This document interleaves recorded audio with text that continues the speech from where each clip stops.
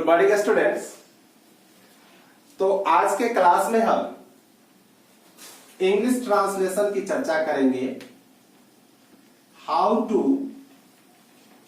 Translate into English, translate into English, कि हम किसी सेंटेंस का, किसी हिंदी सेंटेंस का इंग्लिश में अनुवाद कैसे करेंगे।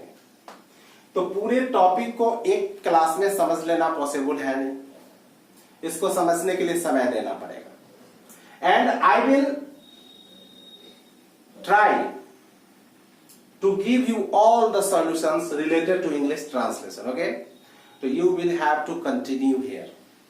रेगुलर आपको क्लास अटेंड करने पड़ेंगे, तब आप जाकर ट्रांसलेशन के बारे में परिपक्वता हासिल कर सकते हैं। तो आइए आज के क्लास में हम यूज ऑफ EJMR की चर्चा करने जा रहे हैं। और आपको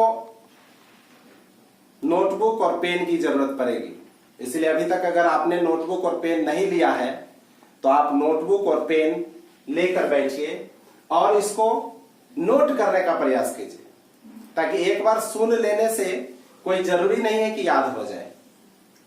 ठीक है, और इसको समझने के लिए तो रीड करना पड़ेगा। तो इसीलिए आइए हम शुरू करते हैं। Use of am, is, are. Am, is and are.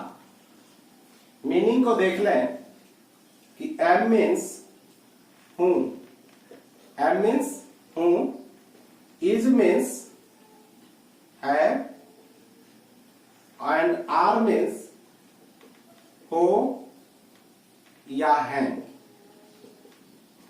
ठीक है, तो अब इसके यूज को देखना है कि किस वर्ब का यूज किस सब्जेक्ट के साथ होता है। तो सबसे पहले याद करने वाली बात है, समझने वाली बात है कि singular subject takes singular verb and plural subject takes plural verb.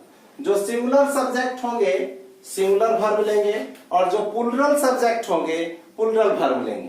तो इसका हम डिटेल्स दे देते हैं कि एक आई ऐसा और एकलौता सब्जेक्ट है जिसका मतलब मैं होता है और इसके साथ वर्ब एम का प्रयोग होता है। आई के साथ एम लगता है। अगर हिंदी सेंटेंस के अंत में हूं, है, हो, है लगा हुआ है, तब हम EJMR का यूज करेंगे। सब्जेक्ट आई के साथ एम, सब्जेक्ट अगर ही, सी, इट और कोई सिंगुलर सब्जेक्ट है, any singular subject, singular subject, तो इसके साथ हम इज का प्रयोग करते हैं। इसके साथ हम इज का प्रयोग करते हैं। Okay, now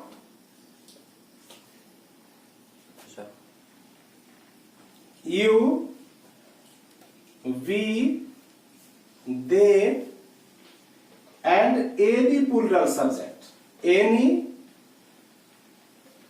plural subject means अगर दो या दो से अधिक नाम एक साथ आ रहे हैं, जैसे राम और श्याम, मोहन और सोहन, सीता, गीता और मीता, इस तरह के नाम अगर आ रहे हैं तो उसके साथ आर का प्रयोग होगा। किसका प्रयोग होगा बच्चों? आर का प्रयोग होगा। ठीक है, तो इसका एग्जाम्पल हम देख लें।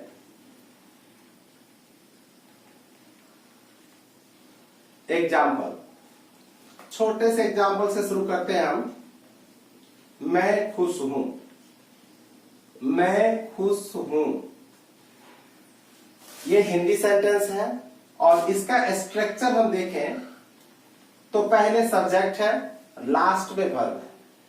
लेकिन इंग्लिश स्ट्रक्चर जो होता है उसमें फेर बदल किए जाते हैं। पहले सब्जेक्ट आते हैं आई, और जैसा कि हम लोग देख चुके हैं कि आई के साथ एम का प्रयोग होता है। आई एम हैप्पी, खुश का हैप्पी, आई एम हैप्पी, मैं खुश हूं। वे लोग ईमानदार हैं, वे लोग ईमानदार हैं। वे लोग मीन्स दे, और दे के साथ हमने यहां आर का प्रयोग करना बताया है, तो they are honest.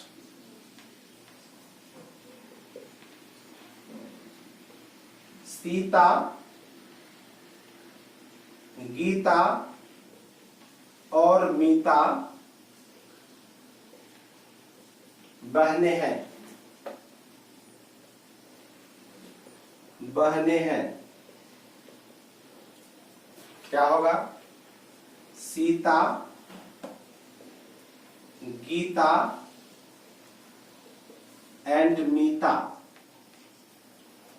And Mita are sisters. Okay, Sita, Gita, Mita, Sita, Gita and Mita are sisters. तो एक बात और समझ लें कि हम किसी सेंटेंस का ट्रांसलेशन नहीं करते। हम ट्रांसलेशन किसका करते हैं? तो meaning of the sentence, sentence के अर्थ का हम ट्रांसलेशन करते हैं। अभी हमने बताया कि वे ईमानदार हैं, तो वे का ट्रांसलेशन, वे वर्ड का यूज हो गया दे आर ऑनेस्ट। लेकिन एक एग्जांपल हम देखें, वे मेरे पिताजी, वे मेरे पिताजी, तो वे मेरे पिताजी हैं। क्या वे का वर्ड भी इंग्लिश वर्ड दे होगा?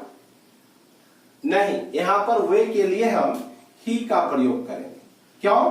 क्योंकि वे बहुत सारे पिताजी नहीं हो सकते। जनरली तो बहुत सारे पिताजी नहीं होते हैं, एक पिताजी होते हैं, इसीलिए वे का यहां पर क्या होगा? ही होगा।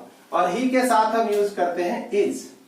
He is my father. कभी भूल से ऐसा नहीं होगा कि वे का यहां पर दे कर दे। हाँ, कभी कभी रेयरली हो सकता है, this is not sure that कि यहां पर वे का ही होगा। कभी कभी रेयर केस में हम वे का दे भी हो सकता है। ओके, तो चलते हैं कुछ और एग्जांपल देख लें। रमेश